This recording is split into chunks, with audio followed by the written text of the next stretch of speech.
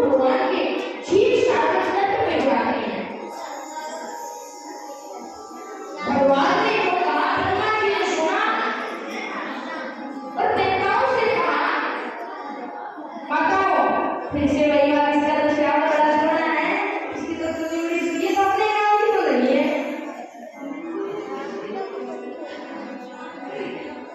आपकी गलती नहीं है, आगे गलती है ना। एक बार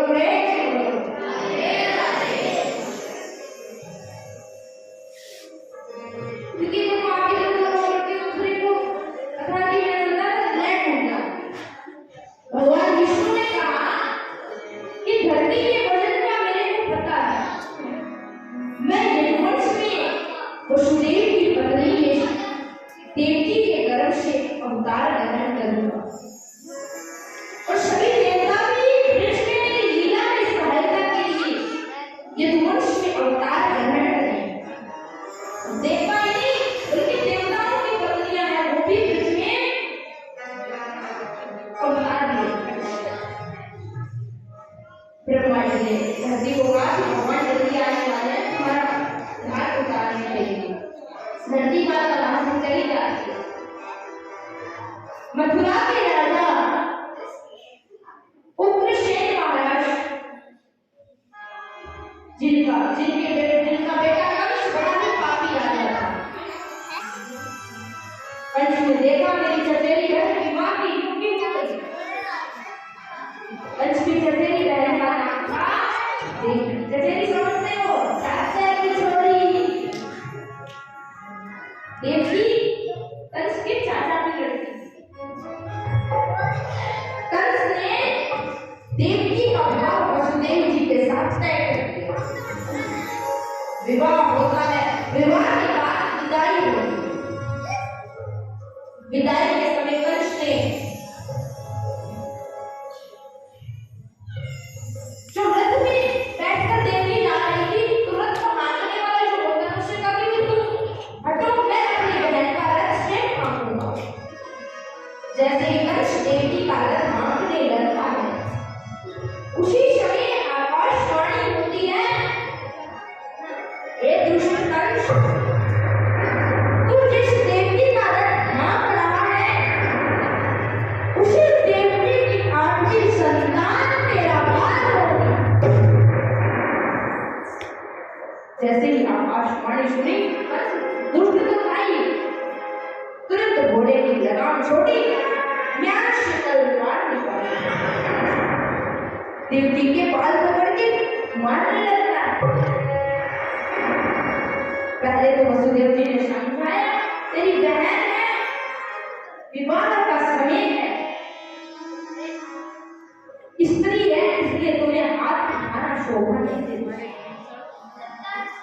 लेकिन जब कंस नहीं मानता है, तो वसुदेव जी ने वचन दिया कि देखो, तुम्हें आकाशवाणी के कहे अनुसार खतरा देवकी से तो नहीं है, कि आकाशवाणी ने क्या कहा था,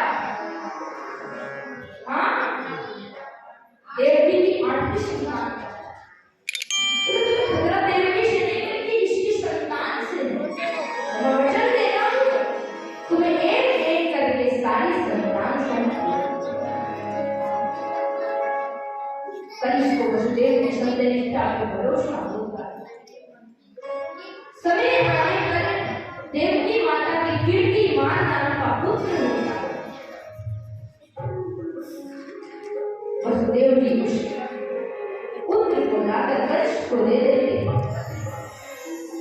छोटे से बालक को कंस ने देखा, दया आ गई और वसुदेव को सौंप दिया, कहा ये तो पहला है, मेरा बाल तो आठ कर मुझे आठवां सौंप दे।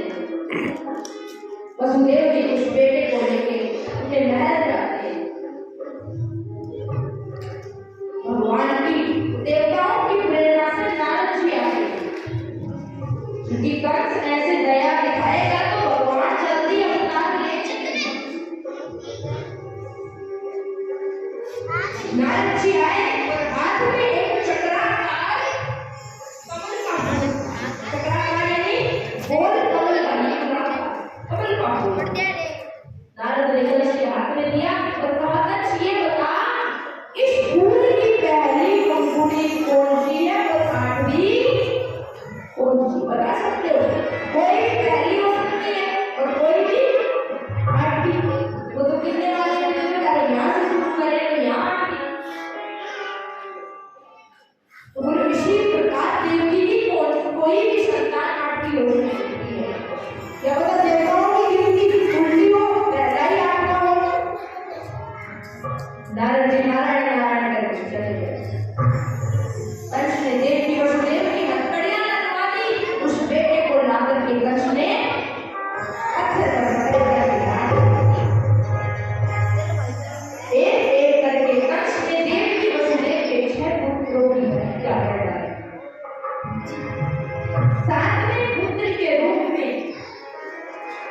माता देवकी के गर्भ में भगवान शेष नारायण आते हैं।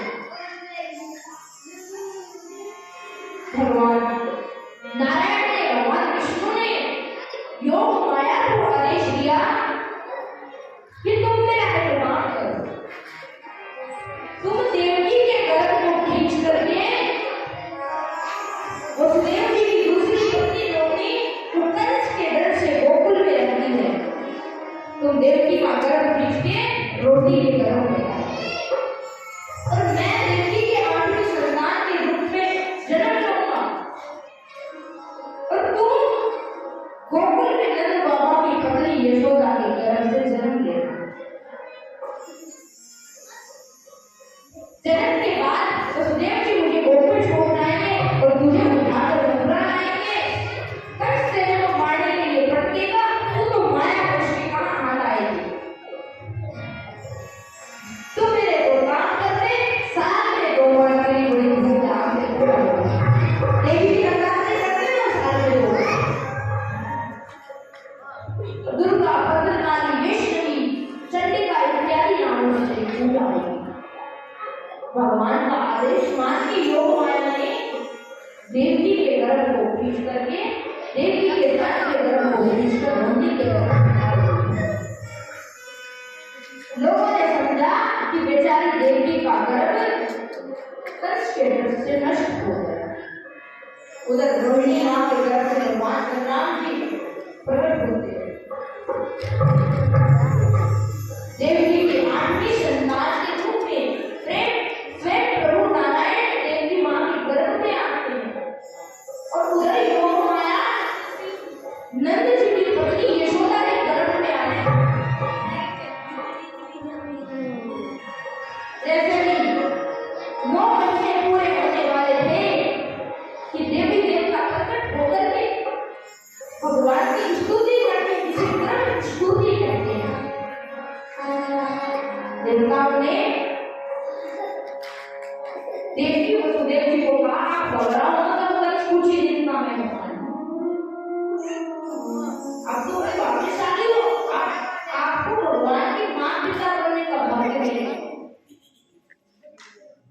देवता चले जाते हैं। परम पवित्र को सुहाना समय आता है, काल आनंदित हो जाता है, समस्त दिशाएं प्रसन्न हो जाती है, पृथ्वी मंगलमय हो जाती है। कंस के भय से तो यज्ञ कुंडों की अग्नियां बुझ गई थी, वो सबसे जलने लग जाती है। धीमी धीमी हवा चलने लगती है, आकाश साफ हो जाता है। भाद्रपद मास जिन्हें भादु को भाद्रपद मास की अष्टमी तिथि रोहिणी नक्षत्र बुधवार के दिन अर्धरात्रि के समय भगवान श्री कृष्ण देव की मां के गर्भ से प्रकट होते हैं।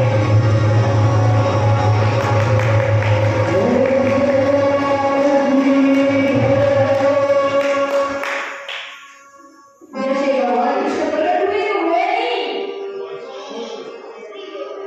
क्योंकि भगवान तो सामान्य बच्चे के रूप में प्रकट नहीं हुए थे।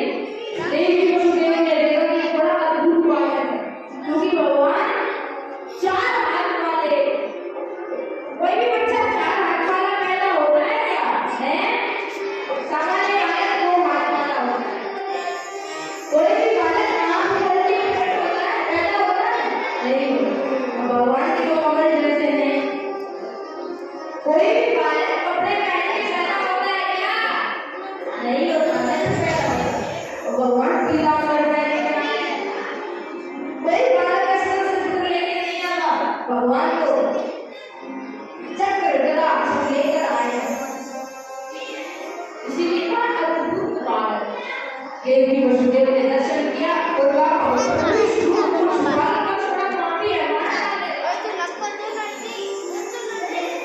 देवी वसुदेव से प्रभु कृष्ण ने कहा कि आपने पिछले जन्म में मेरी बहुत तपस्या करी, तब आपने मुझे पुत्र रूप में पाने का वरदान मांगा था। आप जब पिछले जन्म में अदिति हुई,